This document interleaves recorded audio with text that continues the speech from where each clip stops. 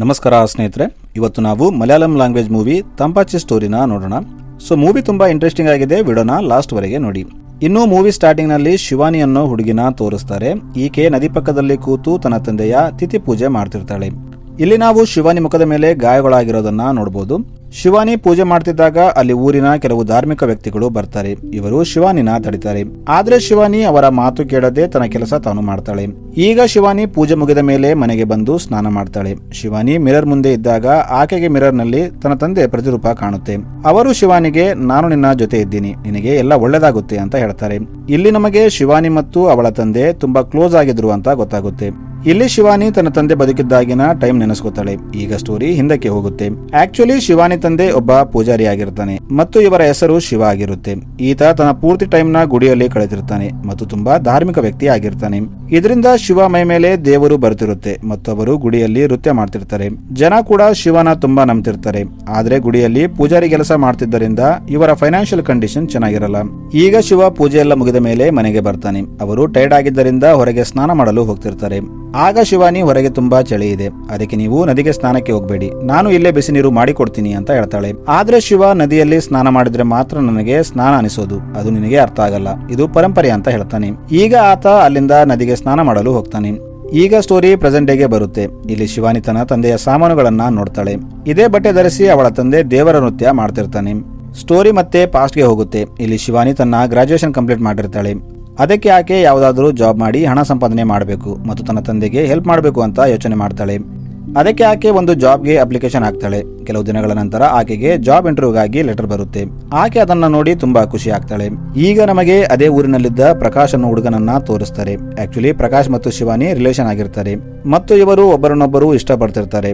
ಅದಕ್ಕೆ ಶಿವಾನಿ ತನ್ನ job interview letter ನ ಪ್ರಕಾಶ್ಗೆ ತೋರಿಸಬೇಕಂತ ಪ್ರಕಾಶ್ ಹತ್ರ ಬರ್ತಾಳೆ. ಇಲ್ಲಿ ನೋಡಿದ್ರೆ ಪ್ರಕಾಶ್ ಮೊಬೈಲ್ ನಲ್ಲಿ ಇರ್ತಾನೆ. ಅವನು ಸೀರಿಯಸ್ ಆಗಿ ಅದರಲ್ಲಿ ಏನೋ ನೋಡ್ತಿರ್ತಾನೆ.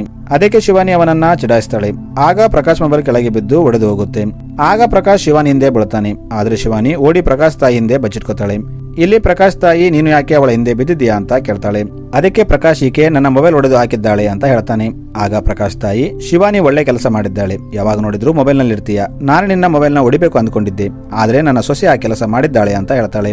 ಆಗ ಶಿವಾನಿ ಪ್ರಕಾಶ್ ಮತ್ತು ಅವನ ತಾಯಿಗೆ ತನ್ನ ಇಂಟರ್ವ್ಯೂ ಬಗ್ಗೆ ಹೇಳ್ತಾಳೆ. ಅವರು ಕೂಡ ಆ ಸುದ್ದಿ ಕೇಳಿ ತುಂಬಾ ಖುಷಿ ಆಗ್ತಾರೆ. ಈಗ ಶಿವಾನಿ ಅಲ್ಲಿಂದ ಗುಡಿಗೆ ಹೋಗ್ತಾಳೆ. ಈಕೆ ಲೆಟರ್ನ ದೇವರ ಮುಂದೆ ಇಟ್ಟು ಪೂಜೆ ಮಾಡಿಸ್ತಾಳೆ.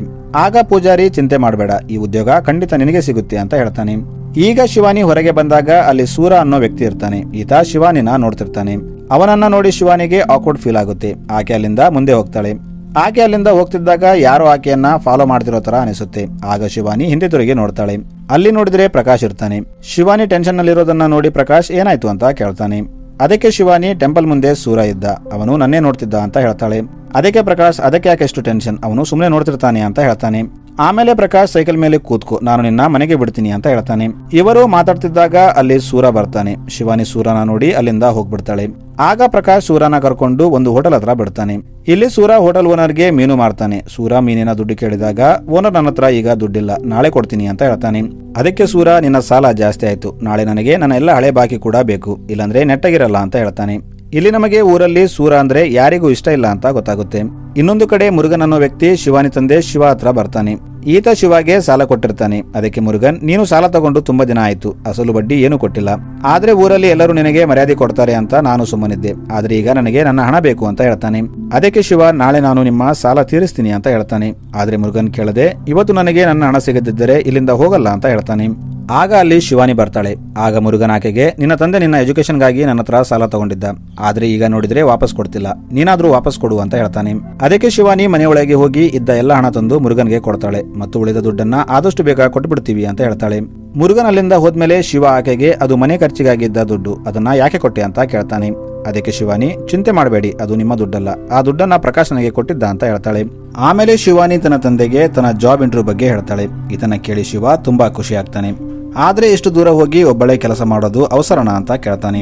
ಅದಕ್ಕೆ ಶಿವಾನಿ ನೀವು ಮಾಡೋ ಕೆಲಸದಿಂದ ನಮ್ಮ ಜೀವನ ನಡೆಯೋದು ತುಂಬಾ ಕಷ್ಟ ಆಗಿದೆ, ಈ ಪರಿಸ್ಥಿತಿಯಿಂದ ನಾವು ಹೊರಗೆ ಬರಬೇಕಾದ್ರೆ ಈ ಜಾಬ್ ತುಂಬಾ ಅವಸರ ಅಂತ ಹೇಳ್ತಾಳೆ. ಶಿವಾಗೂ ಶಿವಾನಿ ಮಾತು ಸರಿ ಅನಿಸುತ್ತೆ. ಅದಕ್ಕೆ ಆತ ಕೂಡ ಒಪ್ಕೋತಾನೆ. ಈಗ ಸ್ಟೋರಿ ಮತ್ತೆ ಪ್ರೆಸೆಂಟ್ ಡೇಗೆ ಬರುತ್ತೆ. ಶಿವಾನಿ ಮನೆಯಲ್ಲಿರ್ತಾಳೆ. ಈಕೆ ತನ್ನ ತಂದೆ ಬಗ್ಗೆ ಯೋಚನೆ ಮಾಡ್ತಿದ್ದಾಗ ಅಲ್ಲಿ ಊರಿನ ಹಿರಿಯರು ಬರ್ತಾರೆ. ಇವರು ಶಿವಾನಿಗೆ ನಿಮ್ಮ ತಂದೆ ಬದುಕಿದ್ದಾಗ ಗುಡಿಯಲ್ಲಿ ದೇವರ ವೇಷ ಹಾಕಿ ನೃತ್ಯ ಮಾಡ್ತಿದ್ರು ಮತ್ತು ಆ ಸಾಮಾನುಗಳನ್ನ ಮನೆಯಲ್ಲಿ ಇಡ್ತಿದ್ರು. ಆದ್ರೆ ಈಗ ಅವರ ಡೆತ್ ಆಗಿದೆ. ಸೊ ಆ ಸಾಮಗ್ರಿಗಳನ್ನ ಮನೆಯಲ್ಲಿ ಇಡೋದು ಸರಿಯಲ್ಲ. ಅದಕ್ಕೆ ಅದನ್ನ ಆದಷ್ಟು ಬೇಗ ಗುಡಿಯಲ್ಲಿ ಇಡು ಅಂತ ಹೇಳ್ತಾನೆ. ಅವರು ಅಷ್ಟು ಹೇಳಿ ಅಲ್ಲಿಂದ ಹೋಗ್ತಾರೆ. ಆಗ ಅವರ ಜೊತೆ ಬಂದಿದ್ದ ರಾಜನ್ ಅನ್ನೋ ವ್ಯಕ್ತಿ ಅಲ್ಲೇ ಇರ್ತಾನೆ. ಈತ ಎಲ್ಲರೂ ಹೋದ್ಮೇಲೆ ಶಿವಾನಿ ಹತ್ರ ಬರ್ತಾನೆ ಮತ್ತು ಶಿವಾನಿಗೆ ನಿಮ್ಮ ತಂದೆ ಸತ್ ಮೇಲೆ ನೀನು ಒಬ್ಬಳೇ ಆಗಿದ್ದಿ, ಅದು ನನಗೆ ಅರ್ಥವಾಗುತ್ತೆ. ಆದ್ರೆ ನೀನು ಭಯಪಡಬೇಡ, ನಿನಗೆ ಏನಾದ್ರೂ ಬೇಕಿದ್ರೆ ನನಗೆ ಕೇಳು, ನಾನು ನಿನಗೆ ಹೆಲ್ಪ್ ಮಾಡ್ತೀನಿ ಅಂತ ಹೇಳ್ತಾನೆ. ಇಷ್ಟು ಹೇಳಿ ಆತ ಶಿವಾನಿನ ಟಚ್ ಮಾಡೋಕೆ ಬರ್ತಾನೆ. ಆಗ ಶಿವಾನಿ ಅವನನ್ನ ಸಿಟ್ಟಿನಿಂದ ನೋಡ್ತಾಳೆ. ಆಗ ರಾಜನ್ ಭಯಪಟ್ಟು ಅಲ್ಲಿಂದ ಓಡೋಗ್ತಾನೆ. ಈಗ ಸ್ಟೋರಿ ಮತ್ತೆ ಫ್ಲಾಶ್ ಬ್ಯಾಕ್ಗೆ ಹೋಗುತ್ತೆ. ಇಲ್ಲಿ ನದಿ ದಂಡೆಯಲ್ಲಿ ಶಿವಾನಿ ಮತ್ತು ಪ್ರಕಾಶ್ ಮಾತಾಡ್ತಿರ್ತಾರೆ. ಆಗ ಪ್ರಕಾಶ್ ಶಿವಾನಿಗೆ ನೀನು ಸಿಟಿಗೆ ಹೋಗಿ ಕೆಲಸ ಮಾಡೋ ಅವಸರ ಏನಿದೆ, ನೀನು ಇಲ್ಲೇ ಇರು ಅಂತ ಹೇಳ್ತಾನೆ. ಅದಕ್ಕೆ ಶಿವಾನಿ ಈ ಜಾಬ್ ನನಗೆ ತುಂಬಾ ಅವಸರ, ನನ್ನ ತಂದೆಗೆ ವಯಸ್ಸಾಗಿದೆ, ಅವರು ಇನ್ನಷ್ಟು ದಿನ ದುಡಿದು ಹಾಕ್ತಾರೆ, ಅವರಿಗೆ ನಾನು ದುಡಿದು ಹಾಕಿ ಅವರನ್ನ ಚೆನ್ನಾಗಿ ನೋಡ್ಕೋಬೇಕು ಅಂತ ಹೇಳ್ತಾಳೆ. ಮತ್ತು ಶಿವಾನಿ ಎಲ್ಲರ ಫೀಲಿಂಗ್ಸ್ ನ ನಾನು ಅರ್ಥ ಮಾಡ್ಕೋತೀನಿ, ಆದ್ರೆ ನನ್ನ ಫೀಲಿಂಗ್ಸ್ ನ ಯಾರು ಅರ್ಥ ಮಾಡ್ಕೊಡಲ್ಲ ಅಂತ ಹೇಳ್ತಾಳೆ. ಅದಕ್ಕೆ ಪ್ರಕಾಶ್ ನಾನಿದ್ದೀನಲ್ಲ, ಲೈಫ್ ಲಾಂಗ್ ನಿನ್ನ ಫೀಲಿಂಗ್ಸ್ ನ ಅರ್ಥ ಮಾಡ್ಕೋತೀನಿ ಅಂತ ಹೇಳ್ತಾನೆ. ಇವರು ಇಲ್ಲಿ ಮಾತಾಡ್ತಿದ್ದಾಗ ಇವರನ್ನ ಸೂರ ನೋಡ್ತಾನೆ. ಸೂರನ ನೋಡಿ ಶಿವಾನಿ ಅಲ್ಲಿಂದ ಹೋಗ್ಬಿಡ್ತಾಳೆ. ಇಲ್ಲಿ ಸೂರ ಪ್ರಕಾಶ್ಗೆ ನೀವಿಬ್ರು ಇಲ್ಲೇನು ಮಾಡ್ತಿದ್ದೀರಾ ಅಂತ ಕೇಳ್ತಾನೆ. ಆದ್ರೆ ಪ್ರಕಾಶ್ ಏನು ಹೇಳದೆ ಅಲ್ಲಿಂದ ಹೋಗ್ಬಿಡ್ತಾನೆ. ಈಗ ನಮಗೆ ಸೂರ ಬಗ್ಗೆ ತೋರಿಸ್ತಾರೆ. ಆಕ್ಚುಲಿ ಸೂರ ತಾಯಿ ಅವನು ಸಣ್ಣವನಿದ್ದಾಗ ಸತ್ತೋಗಿರ್ತಾಳೆ ಮತ್ತು ಸೂರನ ಅವನ ತಂದೆಯೇ ಸಾಗಿರ್ತಾನೆ. ಆದ್ರೆ ಸೂರ ತಂದೆ ಕುಡುಕ ಆಗಿರ್ತಾನೆ. ಆತ ಸೂರ ಬಗ್ಗೆ ಸ್ವಲ್ಪನೂ ಗಮನ ಕೊಡ್ತಿರಲ್ಲ ಮತ್ತು ಅವನಿಗೆ ಹಸಿವಾದಾಗ ಊಟನೂ ಹಾಕ್ತಿರಲ್ಲ. ಇದರಿಂದ ಸೂರ ಊಟಕ್ಕಾಗಿ ಅವನ ತಂದೆನ ಕೇಳ್ತಾನೆ. ಅದಕ್ಕೆ ಸೂರ ತಂದೆ ಸೂರನ ಒಂದು ಹೋಟೆಲ್ಗೆ ಕರ್ಕೊಂಡು ಹೋಗ್ತಾನೆ ಮತ್ತು ಹೋಟೆಲ್ ಓನರ್ಗೆ ಇವನಿಗೆ ಊಟ ಹಾಕು, ಇವನು ಊಟ ಮಾಡಿದ್ರೆ ನನ್ನ ಸತಾಯಿಸಲ್ಲ ಅಂತ ಹೇಳ್ತಾನೆ. ಆದ್ರೆ ಹೋಟೆಲ್ ಓನರ್ಗೆ ದುಡ್ಡು ಕೊಡದೆ ಅಲ್ಲಿಂದ ಹೋಗ್ಬಿಡ್ತಾನೆ. ಅವನು ಅಲ್ಲಿಂದ ಹೋದ್ಮೇಲೆ ಹೋಟೆಲ್ ಓನರ್ ಸೂರಾಗೆ ಊಟ ಕೊಡಲು ರೆಡಿ ಇರಲ್ಲ, ಏಕೆಂದ್ರೆ ಅವನ ತಂದೆ ದುಡ್ಡು ಕೊಟ್ಟಿರಲ್ಲ.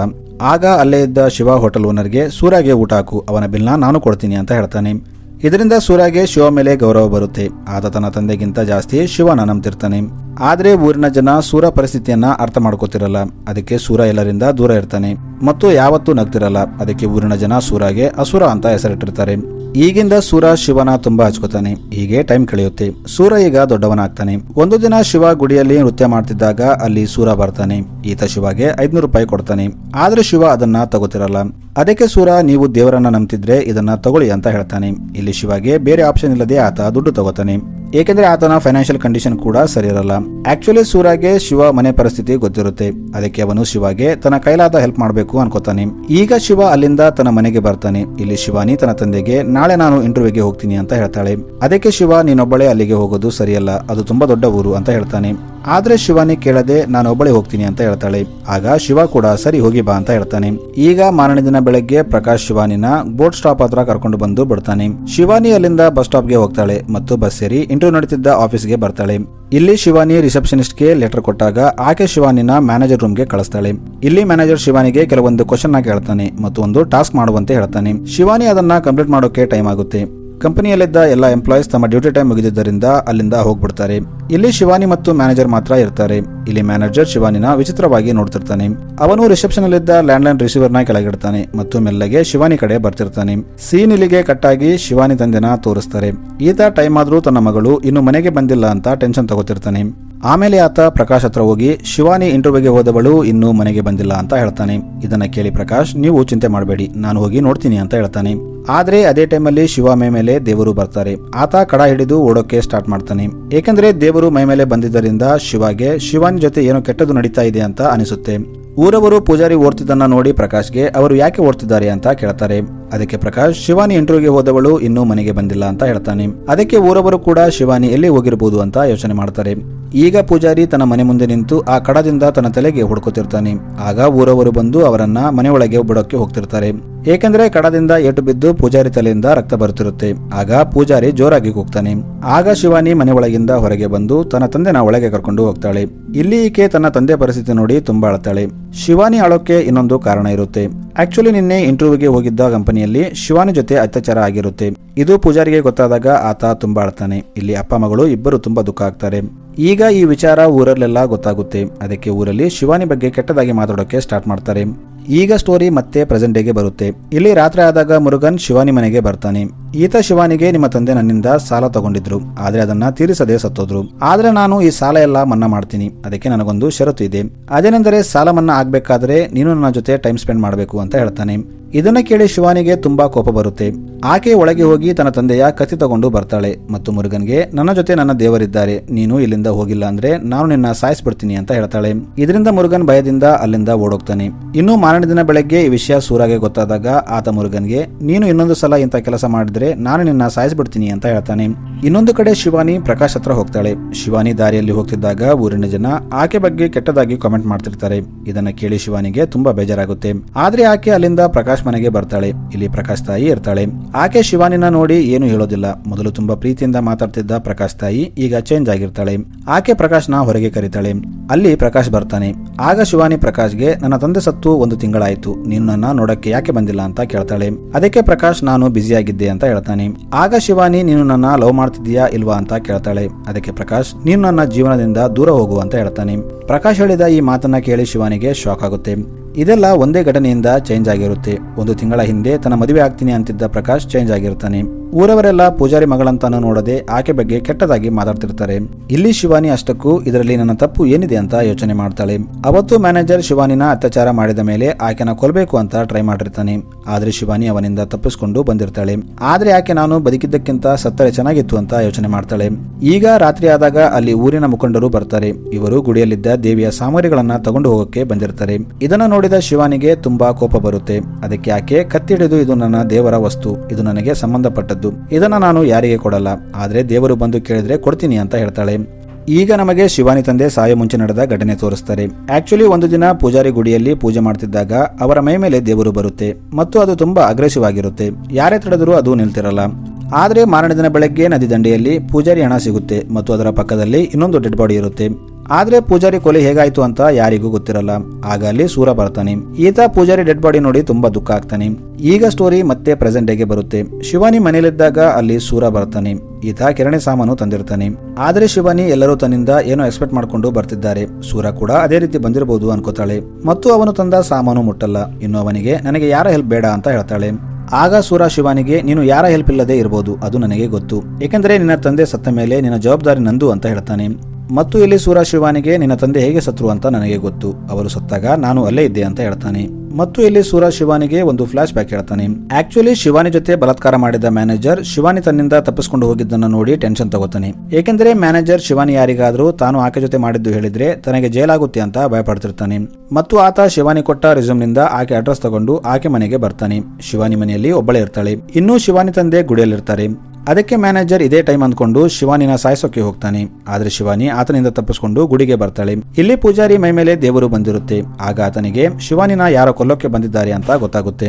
ಅದಕ್ಕೆ ಪೂಜಾರಿ ಕತ್ತಿ ತಗೊಂಡು ಮ್ಯಾನೇಜರ್ನ ಸಾಯಿಸೋಕೆ ಹೋಗ್ತಾನೆ. ಇಲ್ಲಿ ಮ್ಯಾನೇಜರ್ ಒಂದು ಬಾವಿ ಹತ್ರ ಇರ್ತಾನೆ. ಪೂಜಾರಿ ಮ್ಯಾನೇಜರ್ನ ಸಾಯಿಸೋಕೆ ಹೋದಾಗ ಮ್ಯಾನೇಜರೇ ಪೂಜಾರಿನ ಸಾಯಿಸ್ಬಿಡ್ತಾನೆ. ಇದನ್ನೆಲ್ಲ ಆಗ್ಲೇ ಅಲ್ಲಿ ಬಂದ ಸೂರ ನೋಡ್ತಾನೆ. ಸೂರಾಗೆ ಕೋಪ ಬರುತ್ತೆ. ಏಕೆಂದ್ರೆ ಅವನು ಪೂಜಾರಿನ ತನ್ನ ತಂದೆ ತರ ಅಂದ್ಕೊಂಡಿರ್ತಾನೆ. ಅದಕ್ಕೆ ಅವನು ಮ್ಯಾನೇಜರ್ನ ಸಾಯಿಸಿ ಅದೇ ಬಾವಿಯಲ್ಲಿ ಬಿಸಾಕ್ತಾನೆ. ಇದನ್ನ ಕೇಳಿ ಶಿವಾನಿ ತುಂಬಾ ಅಳತಾಳೆ. ಆಗ ಸೂರ ಆಕೆಗೆ ನೀನು ನನ್ನ ತಂಗಿ ತರ, ಏಕೆಂದರೆ ನಾನು ಪೂಜಾರಿನ ನನ್ನ ತಂದೆ ತರ ಅನ್ಕೊಂಡಿದ್ದೆ, ಅದಕ್ಕೆ ನೀನು ಈಗಿಂದ ನನ್ನ ಜವಾಬ್ದಾರಿ ಅಂತ ಹೇಳ್ತಾನೆ. ಆಗ ಶಿವಾನಿ ಸೂರಾಗೆ ತನ್ನ ತಂದೆಯ ಕಡ ಮತ್ತು ಕತ್ತಿ ಕೊಡ್ತಾಳೆ ಮತ್ತು ಈ ಊರಲ್ಲಿ ನನ್ನ ತಂದೆಯ ನಂತರ ಇದನ್ನ ಉಪಯೋಗಿಸುವ ಅರ್ಹತೆ ನಿನಗೆ ಮಾತ್ರ ಇದೆ ಅಂತ ಹೇಳ್ತಾಳೆ. ಸೂರ ಕೂಡ ಈಗ ಗುಡಿ ಪೂಜಾರಿ ಆಗ್ತಾನೆ. ಅವನ ಮೈ ಮೇಲೂ ದೇವರು ಬರುತ್ತೆ. ಸೂರ ಮೈ ಮೇಲೆ ದೇವರು ಬರೋದನ್ನ ನೋಡಿ ಊರಿನ ಜನ ಅವನಿಗೆ ಮರ್ಯಾದೆ ಕೊಡ್ತಾರೆ. ಸೊ ಮೂವಿ ಇಲ್ಲಿಗೆ ಎಂಡ್ ಆಗುತ್ತೆ. Thanks for watching.